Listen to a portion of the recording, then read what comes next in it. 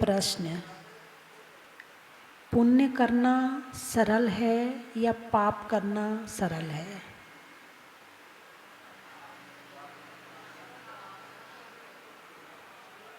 जिसकी आदत पड़ जाए वो सरल है। क्या? जिसके संस्कार पड़ जाएं वो सरल है, और जिसके संस्कार ना पड़ें वो कठिन है ना? और वैसे देखा जाए तो पुण्य करना सरल है, पाप करना कठिन है। पाप करने में मेहनत ज़्यादा लगती है और पुण्य करने में मेहनत कम लगती है। आपने कभी रिसर्च नहीं की, आपने कभी इस पर चिंतन और विचार नहीं किया। पुण्य करना बहुत सरल है, बहुत सरल है ना? कोई भिखारी है, भूखा है, भोजन करा दिया, पुण्य हो गया। किसी गरीब को कपड़े दे दिए, पुण्य हो गया। कंबल बांट दिए, सर्दी आई तो कंबल बांट दिए, पुण्य हो गया। चींटियों को दाना डाल दिया, पुण्य हो गया। गाय को घास खिला दी, अरे बोलिए ना, पुण्य हो गया है। अनाथालय में जाके भोजन करवा दिया, पुण्य हो गया। कोई गिर गया, उसे उठा के खड़ा कर दिया, पुण्य हो गया। पुण्य करना कठिन नहीं, बहुत सरल है। तो पुण्य भी कई तरह का होता है, एक तरह का नहीं होता है।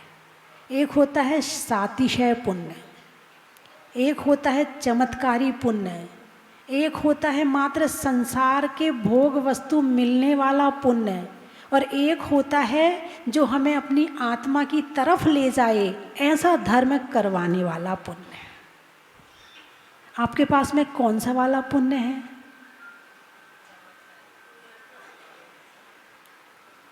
कौन सा वाला पुण्य है? कहना माता जी दोनों तरह का, थोड़ा थोड़ा दोनों ही है। जो धर्म करवाता है वो पुण्य भी है, जो त्याग उपवास व्रत करवाता है वो पुण्य भी है, जो प्रवचन सुनवाता है वो पुण्य भी है, जो मंदिर की सेवा करवाता है वो पुण्य भी है। क्योंकि बिना पुण्य के अभिषेक और पूजा भी नहीं कर सकते हो। तो जो अभिषेक और पूजा करवाते हैं वो पुण्य भी है, जो दान करवाते हैं वो पुण्य भी है ना? जो सेवा और भक्ति करवाते हैं वो पुण्य भी है। माता जी थोड़ा थोड़ा तो सब है हमारे पास में। हाँ, प्रवचन भी सुनते हैं तो प्रवचन में भी मन लगता है, अच्छा लगता है, इसलिए बार बार हम जाते भी हैं और प्रवचन भी सुनते हैं, तो ये पुण्य भी है। तो आप दुनिया के बहुत बड़े पुण्यशाली हैं। ऐसे बहुत सारे लोग होंगे जिनके पास कोठी बंगला गाड़ी सब कुछ होगा और 11 बजे सो के उठते हैं। कितने बजे? 11 बजे सो के उठते हैं, फिर नहाते धोते हैं, फिर वही अपना खाना पीना शुरू हो जाता है, फिर उसके बाद अपने धंधे पे चले जाते हैं। रात को फिर अपने खाया पिया, अब क्या खाया क्या पिया ये नहीं पता, खाया पिया और फिर अपना शुरू हो गए। एक दुबई में एक परिवार रहता था, तो उनसे मेरी जहाजपुर में चर्चा हुई। बोले माता जी जो दुबई के जो रईस होते हैं ना, वो दिन में 12 बजे उठते हैं, तो सुबह सुबह वहाँ उनके घर का जितना स्टाफ होता है, उनको जितना काम निपटाना होता है वो अपना सुबह सुबह निपटा लेते हैं, क्योंकि वो सारे सो रहे होते हैं। उसके बाद फिर वो उठेंगे, फिर वहाँ लगना पड़ेगा। तो बोले हम लोग जो माल बेचते हैं ना, वो सुबह सुबह हमारा सारा बिक जाता है, हम दिन भर खाली रहते हैं। तो वो जो रईस हैं उनके पास धन है, पैसा है, और इतना सोना है कि वो पहन भी ना सके। कितना सोना है उनके पास में? इतना सोना है कि वो पहन भी, वो 2-2 किलो भी पहन लें तो भी कम है। उनके पास हजारों किलो सोना है, इतना सोना है। कोठी कितनी है? कई कोठियाँ हैं। गाड़ी कितनी है? रोज़ नई गाड़ी में बैठते हैं। लेकिन धर्म का पुण्य है कि नहीं है, आत्मा के ज्ञान का पुण्य है कि नहीं है, त्याग व्रत और संयम का पुण्य है कि नहीं है। यदि खाने के लिए पुण्य चाहिए तो त्याग के लिए उससे ज़्यादा पुण्य चाहिए। खाने वाला पुण्य कमज़ोर में भी काम चल जाएगा, लेकिन उपवास और व्रत और संयम वाला पुण्य उससे ज़्यादा चाहिए, तब त्याग होता है। क्या कहा है? मुनि सकल व्रती बड़ भागी, भवे भोगन ते वैरागी। क्या? मुनि सकल व्रती बड़ भागी, बड़ भागी, बड़ा भाग, बड़ भागी यानी बड़ा भाग। मुनि सकल व्रती बड़ भागी, भव भोगन ते वैरागी। भव और भोगों से वैराग आया है, त्याग की भावना आई है, छोड़ने की भावना आई है। बड़ भागी को आती है, कम भागी को नहीं आती है ना। दान और त्याग दो चीज़ हैं, दान और त्याग। दान करने के लिए जब दानांतराय कर्म का क्षयोपशम होता है तब दान दे पाते हो। यदि दानांतराय कर्म का उदय चल रहा हो तो दान नहीं दे पाओगे, मन ही नहीं बनेगा, भाव नहीं होगा। तुम्हारे भाव भी हो जाएं तो कोई कह देगा अरे रहने देना, वहाँ काय को दे रहा है, कहीं और दे देना। भाव नहीं बनेंगे देने के। और यदि भाव बन गए हैं और दे दिया है तो समझना दानांतराय कर्म का क्षयोपशम है, पुण्य का उदय है, तब तुम्हारे हाथ से दान निकल सकता है। ठीक है। और एक होता है त्याग, एक होता है त्याग। पुण्य किस में ज़्यादा चाहिए, दान करने में या त्याग करने में? अच्छा, दानी बड़ा है कि त्यागी बड़ा है? किसको ज़्यादा पुण्यशाली मानोगे आप, दानी को या त्यागी को? मुनिराज ज़्यादा पुण्यशाली हैं कि जो जिनका वैभव सहित पूरे घर मकान कोठी बंगला गाड़ी, वो ज़्यादा पुण्यशाली है।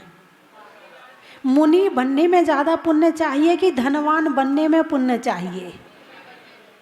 तो मुनि में तो त्याग करना पड़ता, मुनि बनने में तो। अरे बोलिए ना, आज पुण्य को समझ लो अच्छे से। पुण्य क्या है, पुण्य क्या देता है और कितनी तरह का पुण्य होता है ना। तो बड़ा कौन है, कौन किसके चरणों में झुकता है? धनवान त्यागी के चरणों में झुकता है या त्यागी धनवान के? भाई उनने तो सब छोड़ दिया और तुम उनके हाथ पांव जोड़ रहे हो। दिन में 3 बार जाके महाराज धन्य हो गए, आपके चरण छूके धन्य हो गए। महाराज कह रहे भैया मेरे पास तो कुछ है ही नहीं है, तो कैसे धन्य हो गया? अरे नहीं महाराज, बस आपसे बड़ा तो कोई सुखी हो ही नहीं सकता है। तो इसका मतलब ये है कि इकट्ठा करने में पुण्य कम चाहिए और त्याग करने के लिए पुण्य ज़्यादा चाहिए। अब यहाँ तो मात्र धन की बात आई है ना। धन है तो कर्म भी है, धन है तो एक्टिव भी है। और जब तक मन वचन काय एक्टिव रहते हैं तब तक कर्म से कर्म आता है, और कर्म से कर्म आता है तो कर्म का बंध होता है, फिर नए कर्म का बंध होता है। दान कर रहे हो तो दानी तो कर रहे ना, त्याग थोड़ी किया है। त्याग का मतलब क्या है और दान का मतलब क्या है? दान करने के बाद भूलते हो क्या? अरे बोलिए ना, रसीद संभाल संभाल के रखते हो। और कोई मिल जाए ना, देखो हम यहाँ इतना दे के आए, वहाँ इतना दे के आए, बोलिए हाँ यार ना, ये है दान। भूलते नहीं हो दान करने के बाद में। और त्याग करने के बाद में वो एक लाइन आती है वैराग्य भावना में कि तिनका, जैसे आप कहीं बैठे और आपके हाथ में तिनका आ जाए और ये उठा के फेंक देते हो, उस तिनके की कभी याद आती है? अरे बोलिए ना, नहीं आती ना। त्याग ऐसे होता है। जिसको जिसकी कीमत खत्म हो जाए हमारी दृष्टि में, उसका त्याग होता है, और जिसकी कीमत है भी हमारी दृष्टि में, उसका दान होता है। तो जब कीमत खत्म हो जाती है तब त्याग की भावना बनती है। जब सोना चांदी हीरा मोती, इनमें समझे भाई ये तो कंकड़ पत्थर हैं, यदि कीमत है तो केवल मेरी आत्मा की कीमत है, इसके अलावा दुनिया में किसी चीज़ की कीमत नहीं है। जब ये भाव आते हैं तब त्याग होता है। और जब तक सोने में कीमत नज़र आती है, हीरे में कीमत नज़र आती है, जब तक अपनी आत्मा की कीमत नहीं दिखती है, तब तक इन सब की कीमत नज़र आती है। तब तक दान होता है, त्याग नहीं होता है। और दोनों में पुण्य चाहिए। पाप कितने होते हैं? पाप कितने होते हैं? 5। कौन कौन से होते हैं? हिंसा, झूठ, चोरी, कुशील,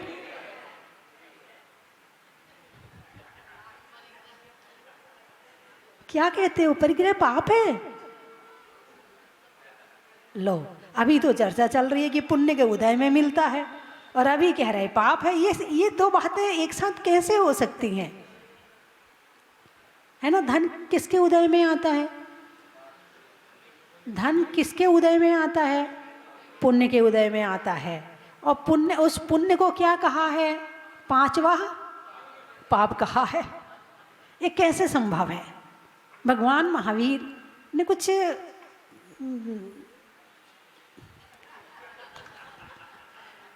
नहीं, जो कहा है वो परम सत्य है। तो फिर पाप पुण्य के उदय में कैसे आ सकता है? भाई प्रश्न खड़ा हो सकता है ना।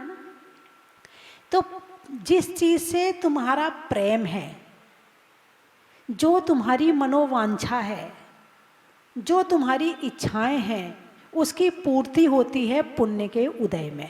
वो चाहे त्याग की हो और चाहे धन की हो।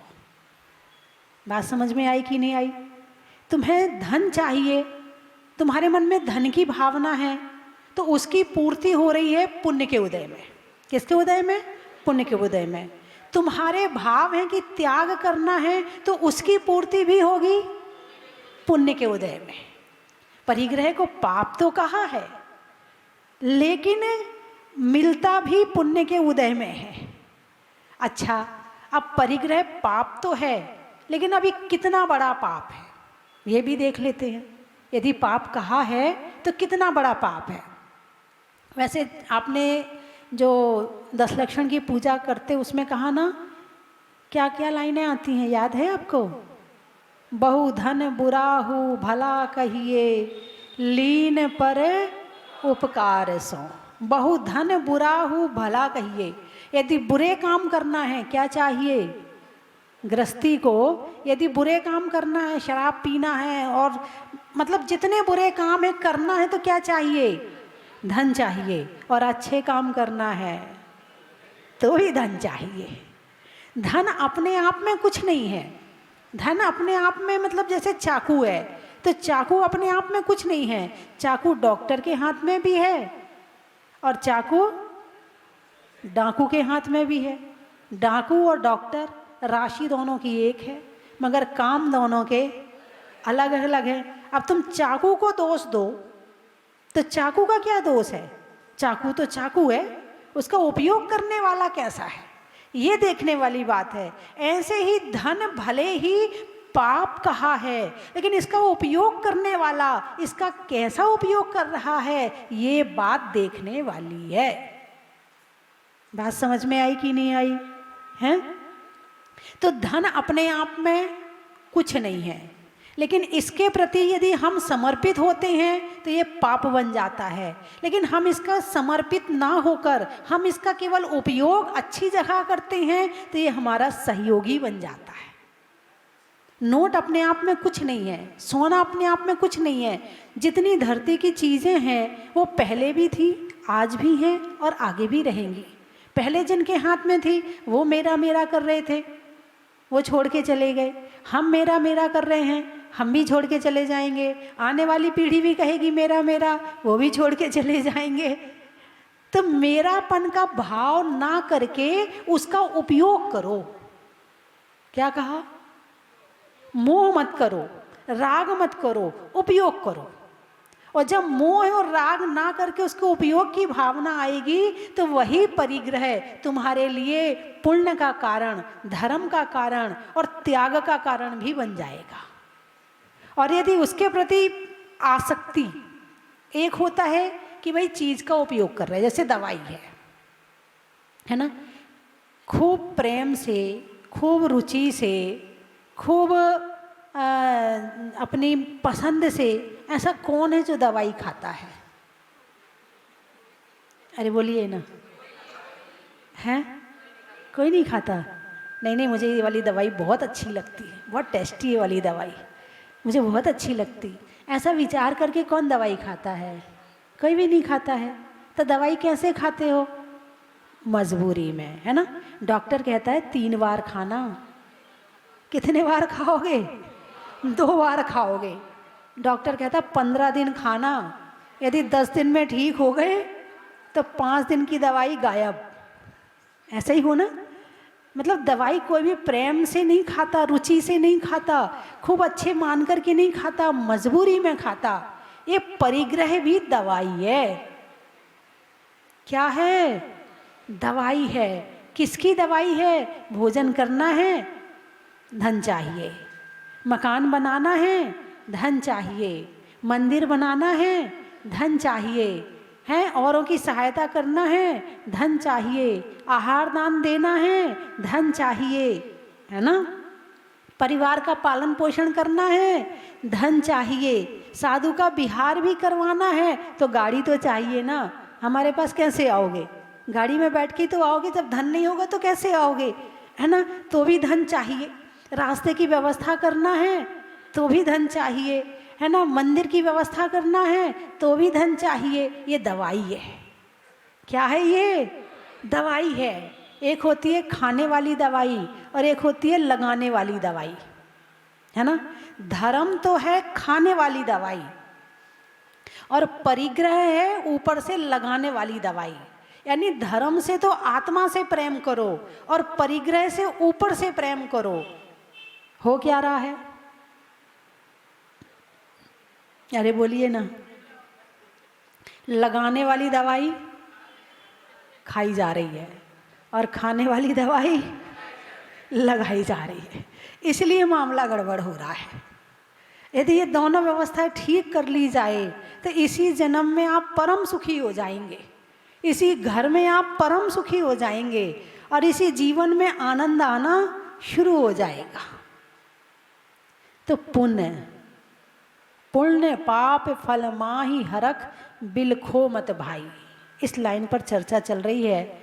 छह ढाला की ये वाली लाइन चल रही है कि पुण्य पाप फल माही, पुण्य और पाप के फल में हरख, हर्ष मत करो पुण्य में, बिलखो और पाप में रो मत। ये दोनों कर्म का उदय है। दोनों क्या है? दोनों कर्म है। दोनों क्या है? कर्म है। अब कर्म तो कर्म है, कर्म पुद्गल है और मैं आत्मा हूँ, मैं जीव हूँ। कर्म जड़ है, मैं चेतन हूँ और ये कर्म मुझे फल दे रहे हैं और इनके फल में मैं सुखी दुखी होता रहता हूँ। ये जैसा नचाते हैं मैं नाचता रहता हूँ, ये जैसा करवाते हैं मैं करता रहता हूँ। अपना पुरुषार्थ भूल गया हूँ कि मुझे क्या करना है। धर्म पुरुषार्थ को छोड़ करके बाकी अर्थ काम पुरुषार्थ में लगा पड़ा हूँ। धर्म पुरुषार्थ करेंगे तो मोक्ष पुरुषार्थ तक पहुँच जाएंगे। धर्म पुरुषार्थ को छोड़ दिया है और अर्थ और काम में लगे पड़े हैं। तो पुण्य जो है कर्म का फल है, लेकिन क्या पुण्य फलारिहंता, इसको छोड़ भी नहीं सकते और हमारे छोड़ने से छूटेगा भी नहीं। हम तो सहज भाव से चलते रहें। क्या? सहज भाव से चलते रहें और धर्म पुरुषार्थ करते रहें और उसके बाद जो हो रहा है हर्ष बिलखो मत भाई, ना हर्ष करो ना विषाद करो, सम्यक दृष्टि बनकर रहो। एक कहानी मैं सुनाती हूँ। एक व्यक्ति एक मुनिराज के पास गया, महाराज कुछ उपदेश दो। महाराज ने कहा उन सेठ जी के पास चले जाओ। बड़ा आश्चर्य हुआ, महाराज अपने आप तो कुछ बता नहीं रहे, इतना ज्ञान क्या महाराज को नहीं कि वो मुझे धर्म का उपदेश दे सकें। मन में शंका तो आई, लेकिन अब महाराज हैं, साधु संत हैं, कुछ कह नहीं सकते हैं, आज्ञा का पालन करना है। चलो आप कहते हैं तो मैं सेठ के पास चला जाता हूँ। सेठ जी के पास गए, मुझे मुनिराज ने आपके पास ज्ञान लेने भेजा है।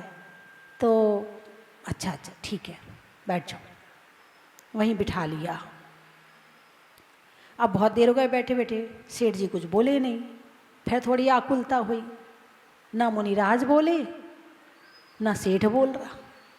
इतने में उनका जो मुनीम था वो बड़ा खुश होता हुआ और बढ़िया खिलखिलाता हुआ, सेठ जी आनंद आ गया, मज़ा आ गया, जो समुद्री जहाज़ में हमारा माल आ रहा है उसके रेट बढ़ गए हैं, अब हमें करोड़ों अरबों का मुनाफा हो जाएगा। सेठ जी आनंद आ गया। सेठ जी बोले कोई बात नहीं, आराम से बैठो। चला गया मुनीम। व्यक्ति फिर बैठा रहा, सेठ जी अपने काम में लगे रहे। 1 घंटे के बाद फिर उनका मुनीम रोता हुआ आया। बोले सेठ जी गजब हो गया, अब तो हम लुट गए, हम तो पिट गए। क्या हुआ? जो समुद्र में हमारा जहाज़ आ रहा था वहाँ तूफान आया और वो जहाज़ हमारा डूब गया। सेठ जी बोले कोई बात नहीं, अपना काम करो। कुछ आपको लगा? नहीं लगा? कुछ सेठ जी को ने जो कहा उससे आपको कुछ लगा? लगा कि नहीं लगा?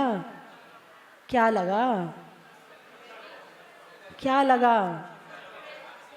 करोड़ों का मुनाफा हो रहा है, कोई बात नहीं। घाटा हो गया, कोई बात नहीं, क्योंकि मैं अलग हूँ और वो अलग है। यदि मेरे भाव में परिवर्तन आ गया, जो कर्म बंध होगा वो मेरे साथ जाएगा। बाहर की वस्तुओं से जितना ज़्यादा अटैच होते हैं उतने ज़्यादा ये हम पर प्रभाव डालती हैं, और जितना हम इनसे डिटैच होते, दूर रहते हैं, तो ये हम पर प्रभाव कम डालती हैं। सेठ जी व्यापार कर रहे हैं, सेठ जी धन कमा रहे हैं, सेठ जी सब काम कर रहे हैं, लेकिन काम करने के बाद भी अटैच नहीं है। जलते भिन्न कमल है। कैसे हैं?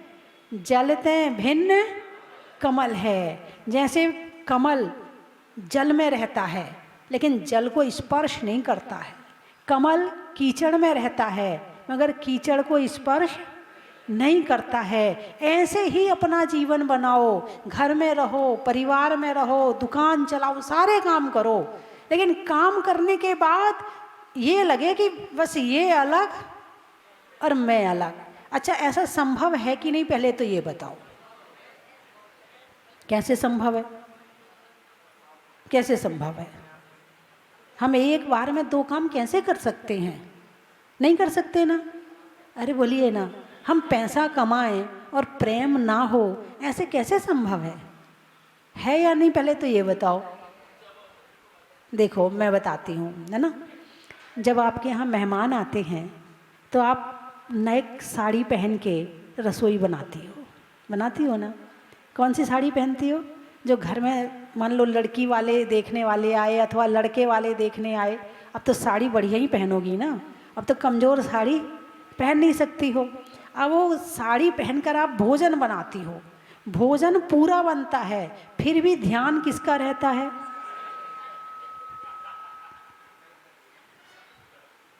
रहता है कि नहीं रहता?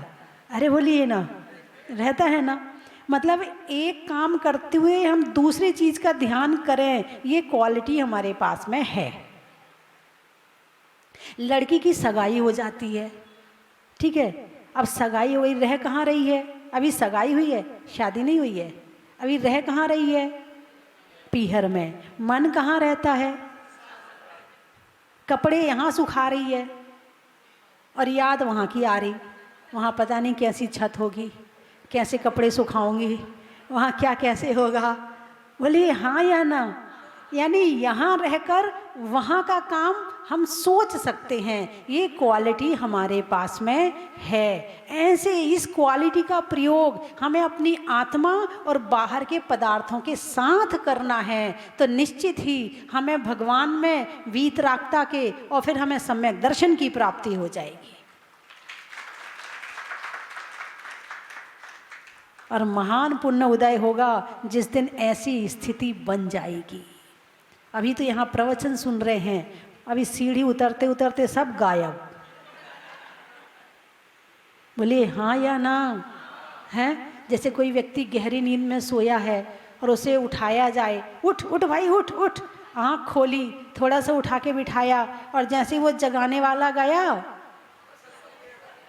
बस ऐसे जब तक हम आपको उठा रहे उठ उठो उठो उठो उठो, तब तक तो आप जाग रहे हो, और जैसे ही हमसे जरा से दूर हुए फिर वापस वही मोह की निद्रा शुरू हो जाती है। अब चलो घर में ऐसा करना, उसको ऐसा कहना, उसको ऐसा लेना, उसको ऐसे इतना देना, उसको ये करना, फिर वही विचार शुरू हो जाते हैं। ठीक है, वो भी ज़रूरी है। आप गृहस्थी हैं, आपके पास में सारे गृहस्थी के काम हैं, आपको कर्तव्य भी पूरे करने हैं, आपको फ़र्ज भी पूरे करने हैं, आपको सब तरह के फ़र्ज पूरे करने। ऐसा नहीं है हम लोगों पे तो कोई जिम्मेवारी नहीं है, हम साधु संतों पे है, आप लोगों पे इतनी जिम्मेवारियां हैं, मैं तो सोचती हूँ आप निभाते कैसे होंगे। यदि एक भाई की 4 बहनें हैं तब 4 बहनों को भी देखना है, उनके ससुराल वालों को देखना है, उनके शादी संबंध देखना है, उनको भात भी देना है, उनको आती हैं, अब गर्मी की छुट्टी आ गई तो उनको बुलाना भी है, फिर क्या गिफ्ट देना है। चलो बहनों का हो गया, अब इसके बाद ससुराल पक्ष में अब वहाँ का पूरा करो, इसके बाद फिर बहनों की ससुराल पक्ष में फिर उनका पूरा करो। किसी के यहाँ कोई ऊपर जा रहा है, किसी की शादी है, किसी का जन्म है, उसके बाद फिर जो मित्रगण हैं उनकी रिक्वायरमेंट पूरी करो। उनको कैसे छोड़ सकते हो, उनको वो तो बहुत पहले हैं, है ना।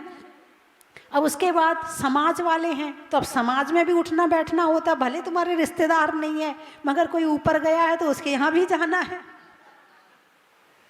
और साधु संत आए हैं तो प्रवचन भी सुनने हैं, और साधु संत आए हैं तो आहार भी देना है, मंदिर की क्रियाएं भी पूरी करनी है। आप पता नहीं इतने सारे, अब घर में पत्नी है, बच्चे हैं, बेटा है, बेटी, एक को वहाँ पढ़ने भेजना है, एक को वहाँ पढ़ने भेजना है, एक को वो दिलवाना है, एक को एडमिशन करवाना है, एक को ये करवाना है। अब बड़े हो गए तो शादी करना है, अब बहू आ गई तो उसका पूरा करना है, अब कंवर साहब आ गए तो उनका करना है। आप लोग तो पता नहीं, एक जैसे मकड़ी होती ना, मकड़ी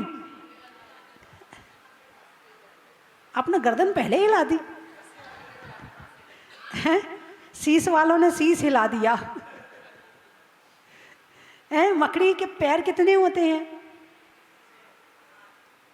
अच्छा, जब जन्म होता तो इंसान के कितने पैर होते हैं?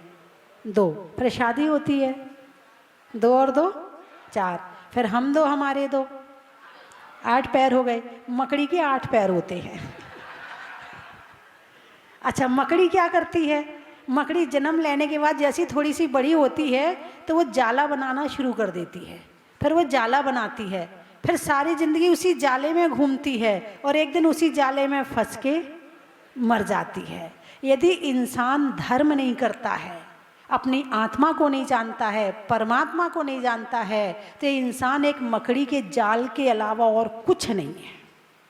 बस जन्म लिया, जाल शुरू हुआ और उसी जाल में घूमते घूमते घूमते घूमते एक दिन उसी में मर गया। क्या किया? जाल से निकल ही नहीं पाया। उस जाल से निकलने का एक ही रास्ता है, वो है धर्म। देव शास्त्र गुरु की संगति, षट आवश्यक का पालन ये जाल से निकलने का रास्ता है। और इस जाल से निकलने के रास्ते को एक बार आपने पकड़ लिया तो किसी ना किसी जन्म में आपको मोक्ष की प्राप्ति हो ही जाएगी। सुधरने में मति का, होने में अच्छी गति का, और धानों में बासमती का, रेल को दिखाने में झंडी का, झंडी में डंडी का, और कोटा में धान मंडी का, सप्ताह में वार का, महिलाओं में हार का, और कोटा में हैं नहीं, आज के बिहार का। अभी और धान देखनी बाकी है, अभी तो बहुत सारी है ना। हाँ, तो चलने में पात का, मित्रों में साथ का, और तीर्थंकरों में शांतिनाथ का, खेत में धान का, शादी में पान का, और दोपहर को होने वाले विधान का, अनाज में चने का, पेड़ में तने का, और शांति विधान में बैठने का। और शब्द आप बोलिए, मैं महत्व सुना देती हूँ। रामपुरा, अच्छा। रंगों में हरा का, सतियों में अनंग सरा का, और आने वालों में रामपुरा का। कल बताया था ना, अच्छा आज भी बता देती हूँ। पेंटिंग करने में पेंटर का, पेंटिंग करने में पेंटर का, और कोटा के सेंटर का, और आने वालों में शॉपिंग सेंटर का।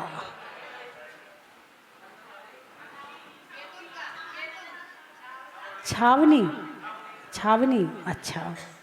गाने में लावनी का, गाने में लावनी का, शादी में बन्नी का, और आने वालों में छावनी का। जंगल में झाड़ी का, बाग में बाड़ी का, और आने वालों में बल्लभ बाड़ी का। महीनों में जून का, रात्रि में मून का, और आने वालों में कैथून का। बोलिए 24 भगवान की।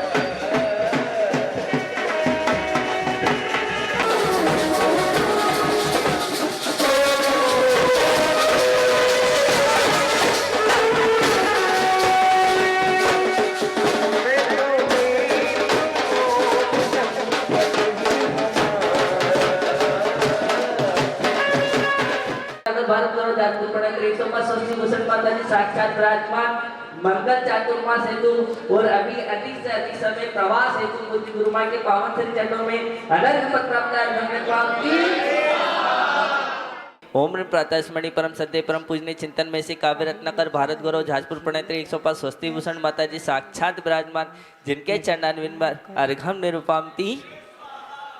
आज हमें मुनि सुब्रतनाथ भगवान का नमन करने का सौभाग्य प्राप्त हुआ और उनके चरणों में आकर हम बहुत ही भाव विभोर हो गए और हमारे पूरा परिवार यहाँ पर उपस्थित है और हम अपने परिवार के ओर से भगवान के चरणों में बारंबार नमोस्तु करते हैं, बारंबार नमोस्तु।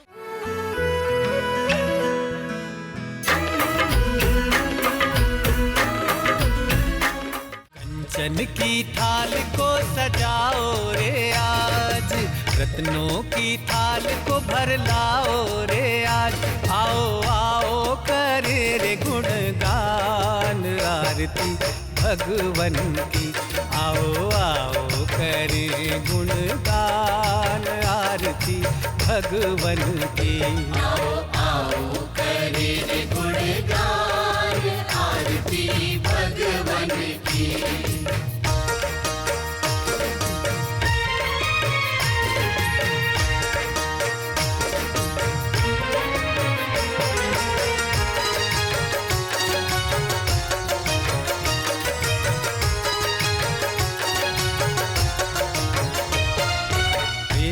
सुमित्र के राज दुलारे, माँ पद्मा जी के नैनों के तारे।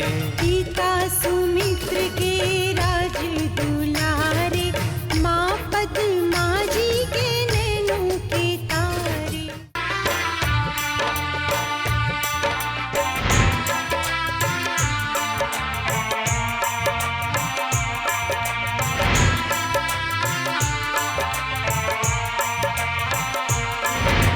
चलो रे चलो रे चलो, चलो रे चलो रे चलो, चलो जहाजपुर।